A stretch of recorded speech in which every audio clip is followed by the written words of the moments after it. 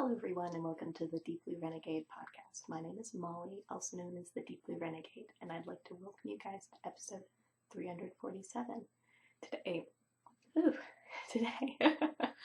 is Saturday, December 12th, 2020, and I'm glad you can join me today. Whatever. I am glad. Or what is it? I must admit that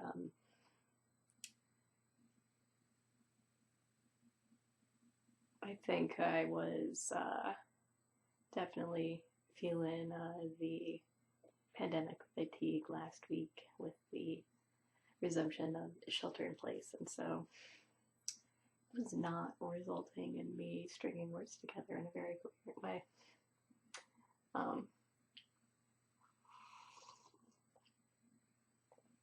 But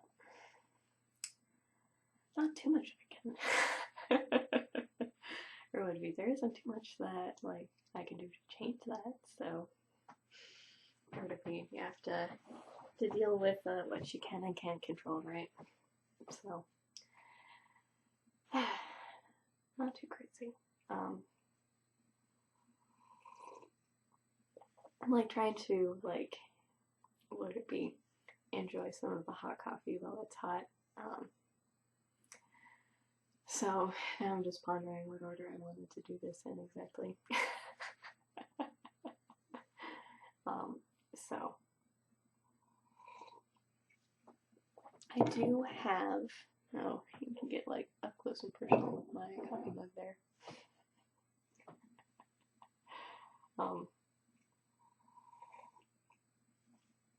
I feel like I have a decent amount to show you guys, but at the same time,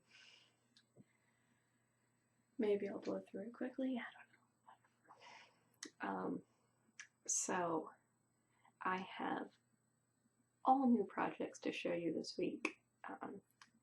On this, or would it be after wrapping up my sweater, I did all of the work in order to cast on my third Viajante. I guess maybe the theme of this week will be patterns on repeat. And I actually have my other two Viajantes nearby because when I was showing people what I was working on, it was much easier to be like, this is a poncho, this is a shawl, here is the shawl that inspired this project. As I had mentioned, my cousin had remembered that I'd offered to knit her one 5 years ago, and if you remember that long, you actually really want it. So I started it. What would it be?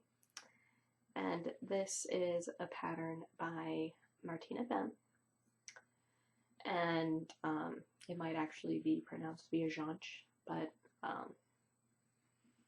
what would it be? You just don't run into too many Portuguese speakers to know casual Portuguese and know, roughly speaking, how to like attempt to pronounce things. I probably feel the same way about French as well. What would it be?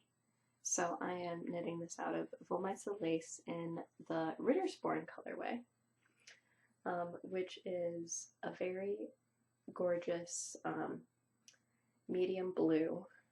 It sort of has like a medium to light blue base with reddish purple and darker blue streaks in it, which may or may not come across properly on the screen because we know how my webcam hates purple. But I knew I had to have like a little bit of purple in it. I think I wanted, and it was the case where I sort of like looking through the yarn trying to figure out which one ended up making the most sense, and it seemed like this was one that was going to work fairly well. It definitely does. This is definitely going to be much more of a variegated project than a solid project. So, but I do stop and admire my work fairly frequently.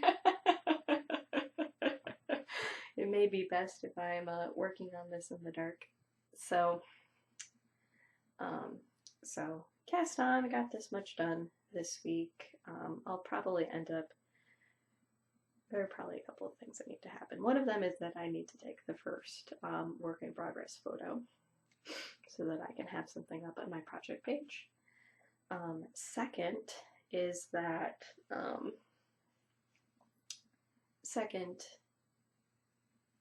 I'm probably going to end up sort of weighing my ball of yarn weekly and just tracking that on the page for my own sanity. But I do have a progress keeper on hand in order to track the progress. So I'm just going to chunk this on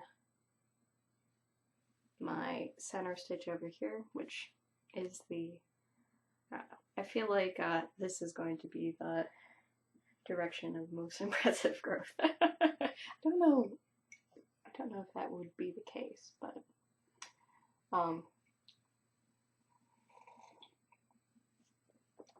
and the fact that this is lovely mindless knitting probably will mean that I can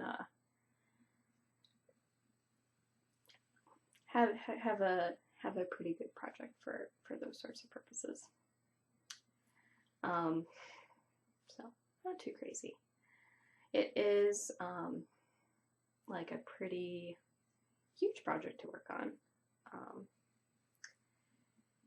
but it seemed like it was the right time to make it finally. So I did carry yarn with me to make it when I had my stash in exile. I can't recall whether or not this was the one that I had originally set aside for the purpose, but we're gonna call it good. I am excited about how it's turning out, and the nice thing about working with maybe a little bit more variegated yarn, or having something with a little bit more color, is that, at least from the knitter's perspective, it does end up highlighting the construction and having a little bit more drama that way. But like, it's definitely the sort of thing where the camera's not showing it, but it does oh, what are the right words?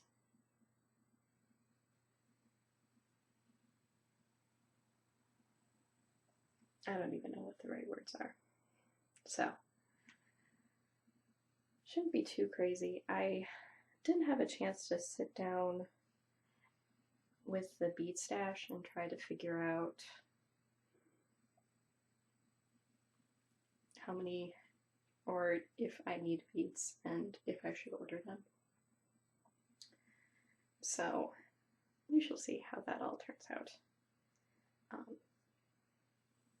But it shall continue. It shall be pretty. It doesn't require a lot of thinking, so I'm not going to complain too much. Let's see.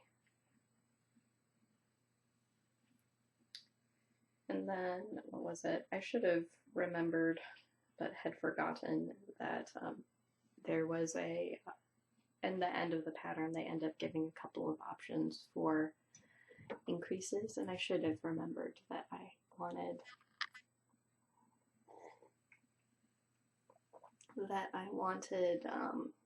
the knit front and back style instead of the backwards loop style.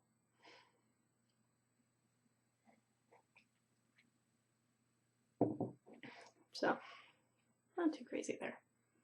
And at the moment, I just have, I actually ended up pulling out the yarn caddy that I got last year at SSK, because someone last night at Knit Night asked if we had one and if we liked it. And then I looked behind me and I'm like, I do have one and I've never used it. Or if I did use it, it was more as like a lazy Kate than as a yarn spinner. But I decided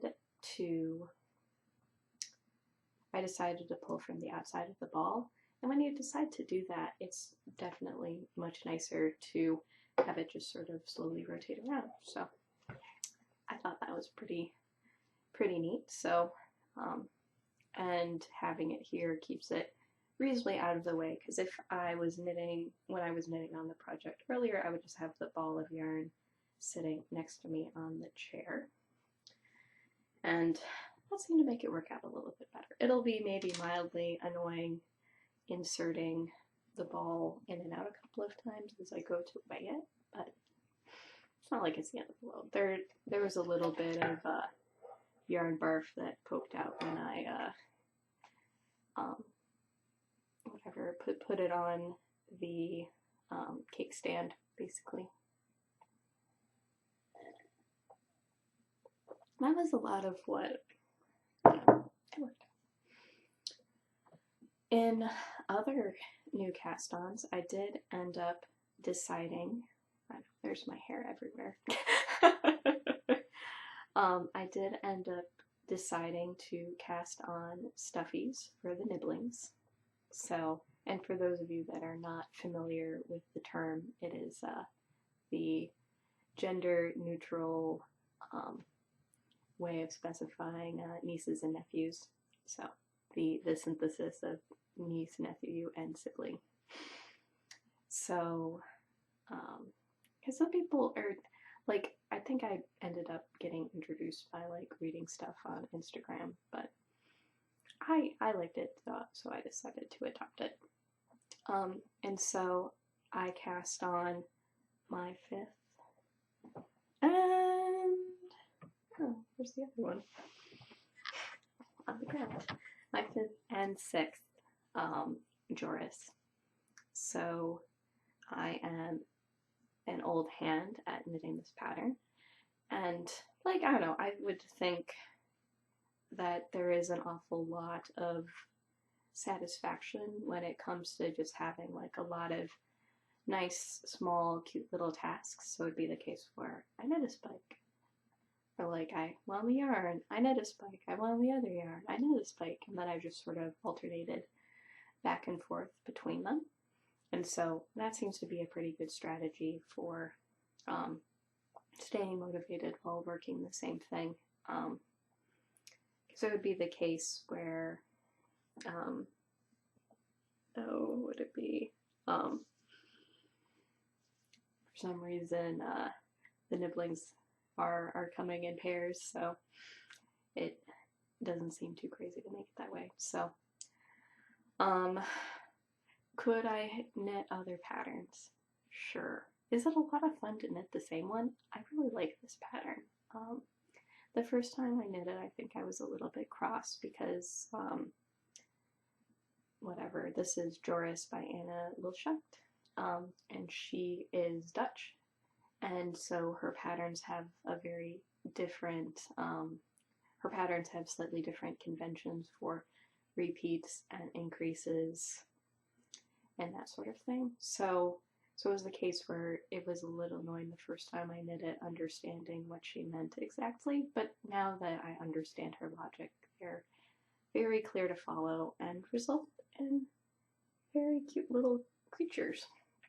I definitely need safety eyes. So that's why I've been pondering if I wanted to make an order or not. I probably, I don't know, I don't want to go out in the world.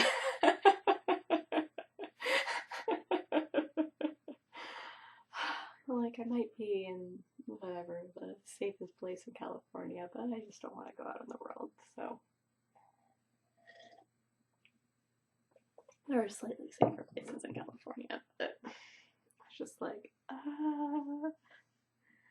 So I will probably end up ordering online, which is why I'm thinking of, whatever, making an order worth the cost of shipping. I don't even know.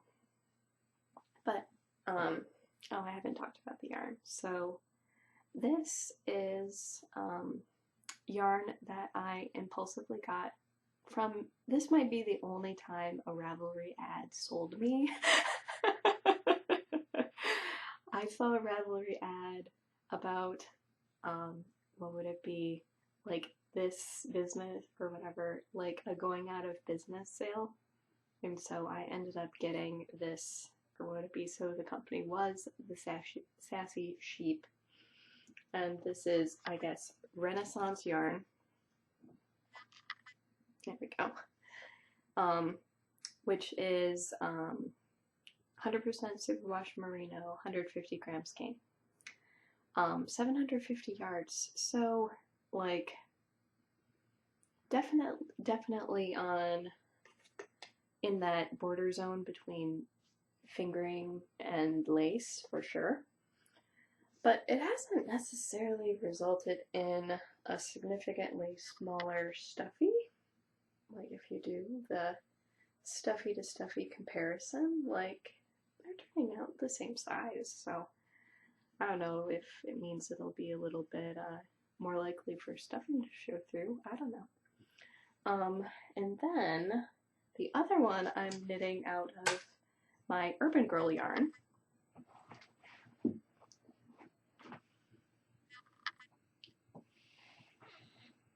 Sorry, the tag. Where did the tag go? Is it somewhere obvious? Get hidden by a sock. Oh, here we go. So this is Urban Girl yarn. I'll wait until it comes into focus. Cover my face. Maybe. So this is Urban Girl yarns. She has two different weights. So this is the fingering weight one. And it also is a big skein, so this is 480 yards for 125 grams. So we're talking something that probably would be more like 390 for 100, roughly speaking-ish. And this is a 2-ply, 90% superwash merino, 10% eyelet base. So both of these would be the case where I wouldn't have wanted to make socks with them. This base is probably fairly reminiscent of Volmisa lace in many regards. And then I would say the Sassy Sheep is probably more reminiscent of Volmisa lace, and the Urban Girl is probably most reminiscent, I don't know, like, it reminds me a bit of like the Louette Gems 2-ply base. So this colorway is Loud and Proud, and this one is Peacock. And I figured, or would it be, that both of them would make some really cute stuffies. Would it be, definitely loving the indie dyed look here. It is making me very, very happy. And this obviously is closer to blue, and so that is making me happy as well. I'm trying to make, the way this one was dyed was, would it be like sort of what I think would now be considered like old school indie dyed. So it was the case where like one end was purple, one end was green, and then there were pretty distinct sharp color blocks with like teal and blue on either side. So I was hoping to get like a little bit more mixing, but where the intersection ended up occurring seemed to make it so that I am getting colors on top of each other, but whatever. I'm not sure which one I'm going to continue on the body first. I don't think I've taken pictures of this either. It's been a low picture couple of days. I should take pictures because I'm here in the sunshine. And it would be really nice to be able to take some finished object pictures as well. So I did manage to finish my Isbury sweater. Isbury is a pattern by Ellie of Skein Deer Knits, and it is a pretty sparse color work yoke. Oh, I'm like feeling the dust now.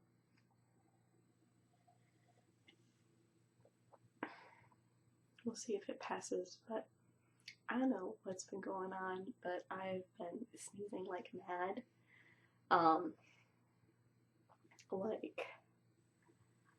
Like hardcore allergy style, you know what I mean?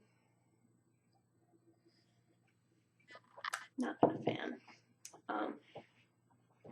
And I have it right here. I wanted to make sure that it was in reach. And I only made a couple of modifications to the pattern. So interestingly enough, what was it? It doesn't seem like it has as much positive ease now as it did unblocked, but whatever. I intended to make a loosey-goosey sweater, and it didn't block out that way, which is fine. I'm very happy. Don't get me wrong. So I did manage to finish knitting the cuffs. I was able to actually get an accidentally really nice color matching between them. And then also the contrasting bind off on the ribbing as well. And it'll be, I think, slightly easier to show you how gorgeously this blocked out up close. I'm really happy. So the pattern of this guy is out of some hackle waste. That was a combination of gnome spun and fiber optic from some yarns that I ended up spinning, whatever, probably about 1.5 years ago. Maybe more. Might have been 2.5 years. For when I wanted to, from colors that I got when I was replacing my favorite hat. And here is the short row side. So you can see maybe a little bit how things end up straightening out for that guy, basically. But it did end up blocking out really, really nicely. There are like a couple of blips of color, and that was due to the fact that my background yarn was significantly thicker than, my color work yarn was significantly thicker than my background. But, I have been wearing this to every virtual knit night that I can. So I think I've covered all of the groups now. And we'll try to get out of the background. Like, I was definitely fading into the background of my chair. But, like, it doesn't, I don't know, maybe it is the same amount of positive ease as before. The sleeves definitely did not turn out positive ease. They were more fitted, but that tends to be my style anyways. But I'm really happy with how it turned out. I guess the collar is maybe a smidge wider than before, but that's fine as well. Oh, hair trapped in the back. And so it has been really easy to throw on over t-shirts. Definitely the case where sometimes like it can feel a little bit chilly, and then this is a nice layer to put on and off. Definitely more subtle than my other color work yoke sweaters. Those are punch you in the face, I'm a knitter. This is more like like ta-da!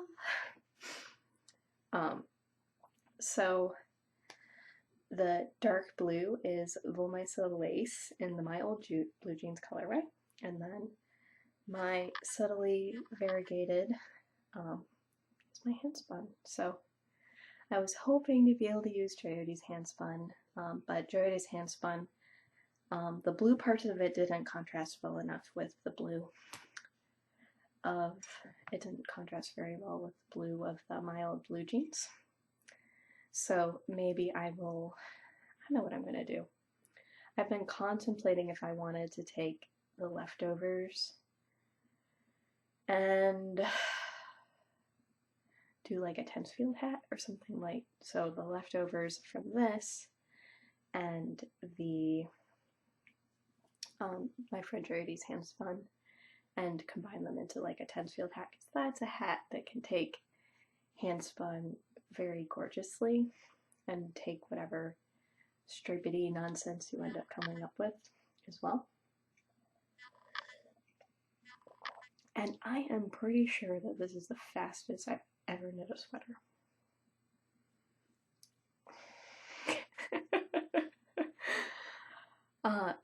Pretty sure.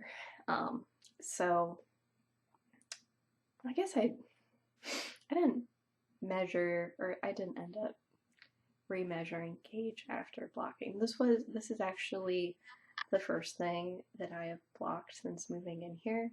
There has been 9 months of zero blocking, which whatever, the Deersuit level one was a little bit cross that I had just laid things out flat on the bed to dry, but it did result in this room smelling very pleasantly of Ulick and lavender for a couple of days, so I'm not entirely, I don't know, I wasn't unhappy about it. Like, whenever I walk in the room, I'm like, ah, nice smelling wool wash.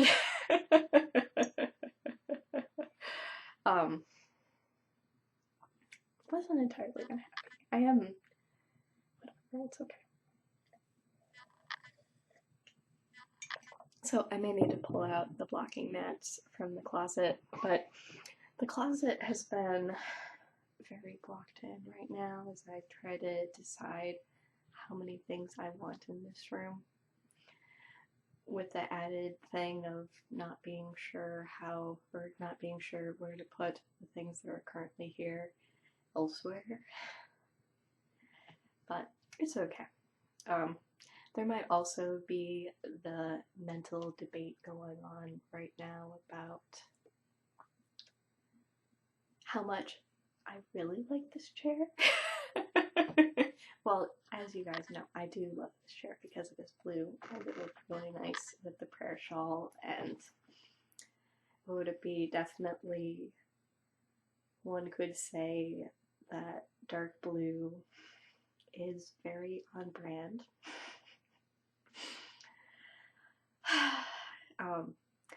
But I'm still trying to figure out whether or not this is the truly comfy chair of my dreams, because the previous yarn room chair that is right over there, while having hideous fabric, is nice and firm, and I can sit on it very comfortably cross-legged.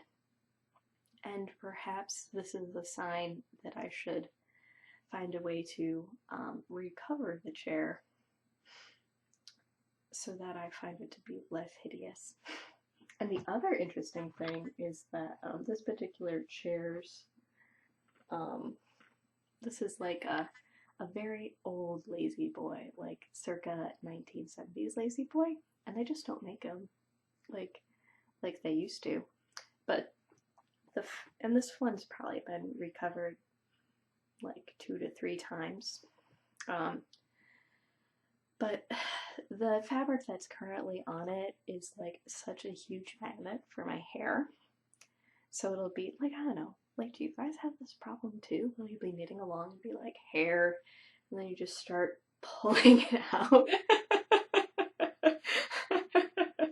And you have to catch the hair early enough, because if you get multiple rounds in it, like, it's pretty tenacious to get that stuff out. But this chair attracts hair and fiber. So, do I stay with the aesthetic choice or the practical choice? We don't know. It is unclear. But it was definitely a joke as well, because before I had cast on the stuffies, it was like, I don't know, or maybe this was like in the Blamed Underknit Along thread or something like that, where it was the case where it's like, surely I should cast on a dark blue sweater. Or would it be, it's like, how long has it been since I knit a dark blue this is the third dark blue sweater in a row. So I'm gonna have to knit a dark blue sweater next, because why break a streak like that? Why? And it isn't the case where, like, I have a lot of dark blue sweater quantities, because at the time I did not have a lot of dark blue sweaters. I've had sweaters that are maybe, one that's probably closer to the, like, they were more medium blues instead of dark blues. So, and as we know, I don't know, or maybe you guys don't know, but if I was to reject a blue, it would be light blue.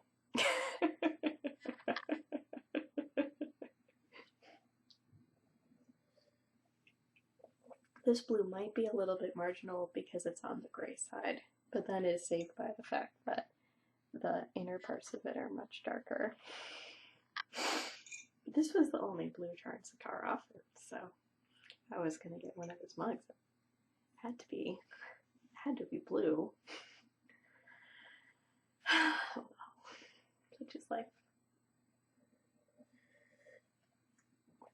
Though I may end up ruining it a little bit, because if I finish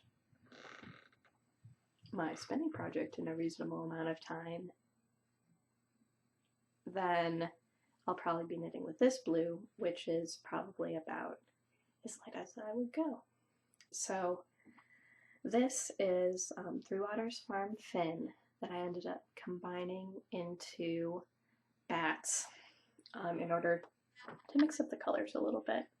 And what you end up getting is something that is much more of an average, but also has some tonal variation in it still.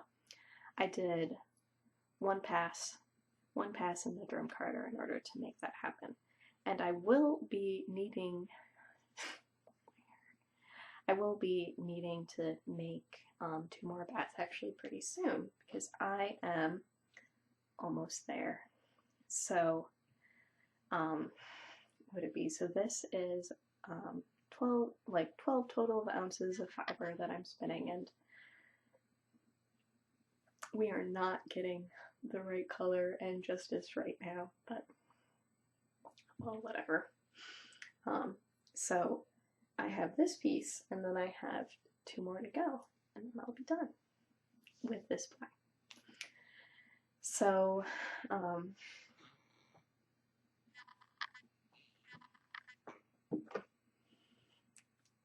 this is the first ply that I spun from the top as it came,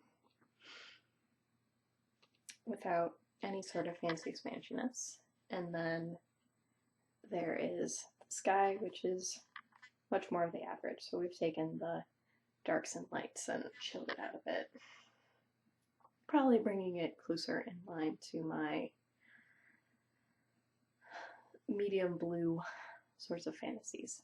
So this will get plied with the other 2, which will be drum carded, and so this will give it a bit more, or whatever, like a slow color change sort of thing going on without being too crazy, and this will tone it down to be proper tonal as you do. So if I finish spinning this project before I'm done with a couple of these, then that means I probably will end up casting on for the hinterland, pending figuring out what exactly I'm going to do about if the yarn rate is way out from the pattern.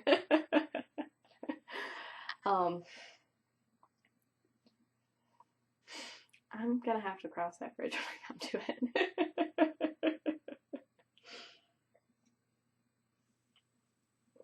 It's okay. I'll figure something out, but it's just like,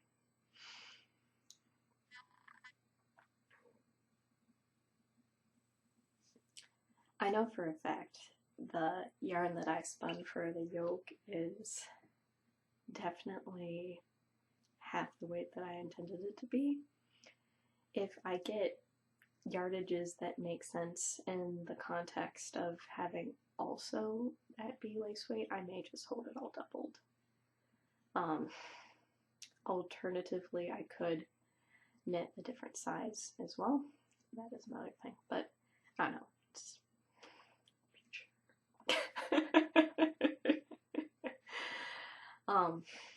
And that may break my dark blue streak, but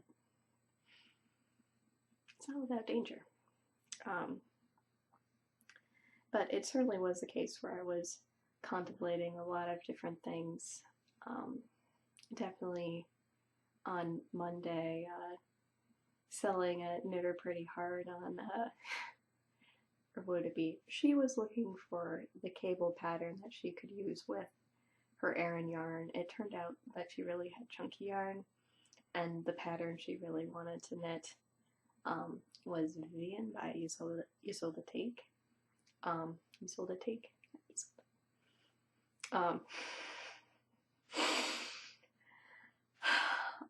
Which was one that I had thought about knitting in the past, and then I think I removed it from my queue after realizing I would never wear a bulky sweater.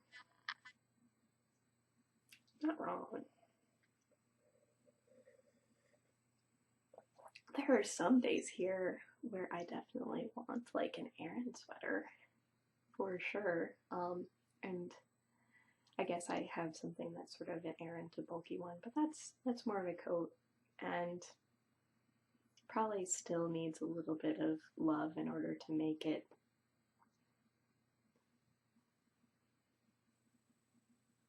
properly sing. I think that would be a great way to put it.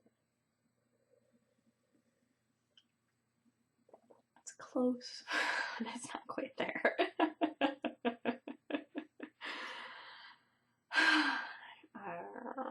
I don't know. This probably has more to do with lazy measuring than anything else, but such is life. So we shall see. It's a race.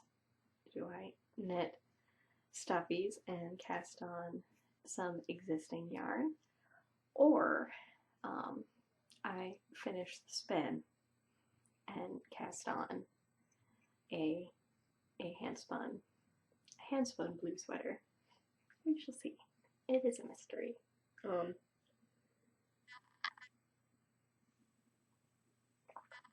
But I am very much so amused that would be worsted weight sweaters are on the mind. Because I felt like maybe that time in my life is over.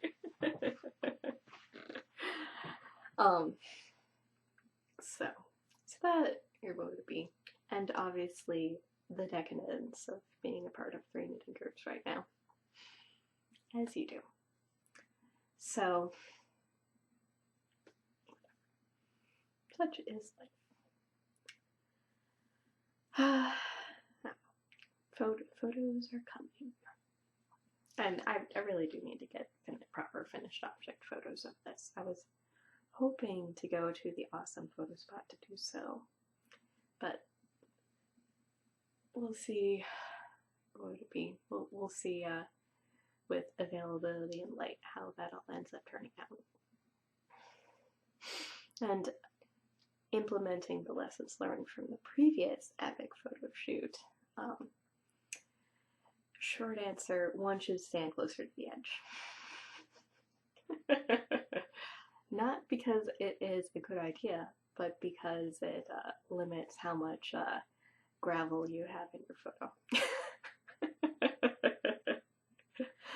And then getting the Dursu level one to stand closer to me. Because, would it be? Because I want the fine details to be in the shot. Plain and simple. So,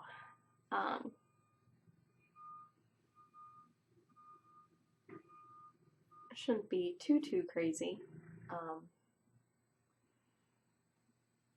in terms of progress and that sort of thing. We'll see how interesting it is to talk about these projects for a while.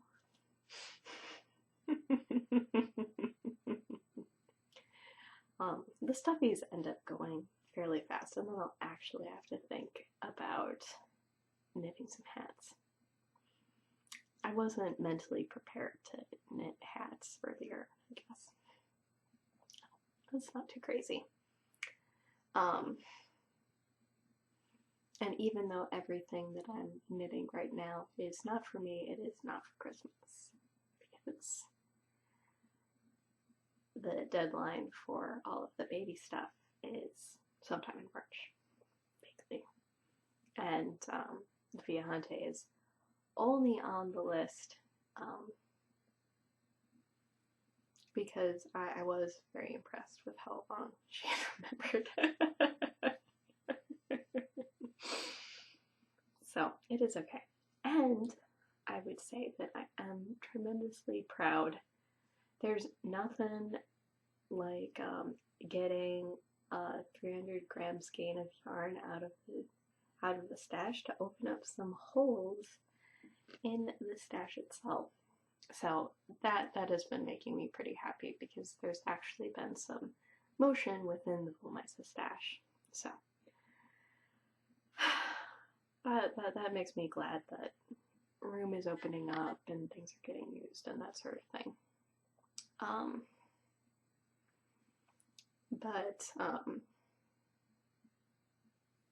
don't know, we'll see how everything shakes out. I guess maybe one of the tensions right now is just trying to figure out what the right amount of spinning is. And I feel like things have become, or would it be, like, I don't know if I've gone like a little bit too far. I need to reel it back a little bit. I might need to reel it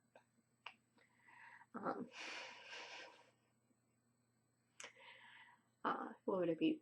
It's really hard to beat how brainless spinning can be in many respects. It'd be the case, like, you can spin in, what would it be, a very thinky sort of way. But this type of project where I'm going for something around my default weight gives me the opportunity not to think. That can be good as well. So it'd be the case where the stuffies require a little bit more thinking, a little bit more concentrating, roughly speaking, just because every row is different, roughly. And then the Viajante is something which is not thinking at all. That's more like you're getting distracted by its prettiness. So, I don't know. I can reflect now and say, yeah, I might have been, what would it be, trying a little bit too hard not to think. So, we'll see where things end up shaking out. I'm not too worried about it.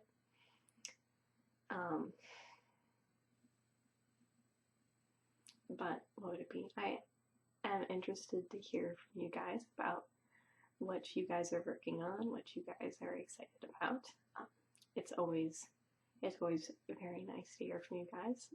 And what would it be as we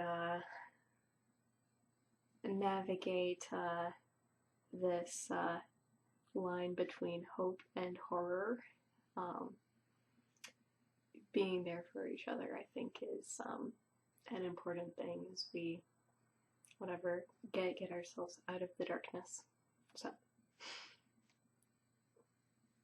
not too crazy. So, with that, I hope you guys have a lovely week, and I look forward to talking to you guys next week. So, take care, guys. Bye-bye.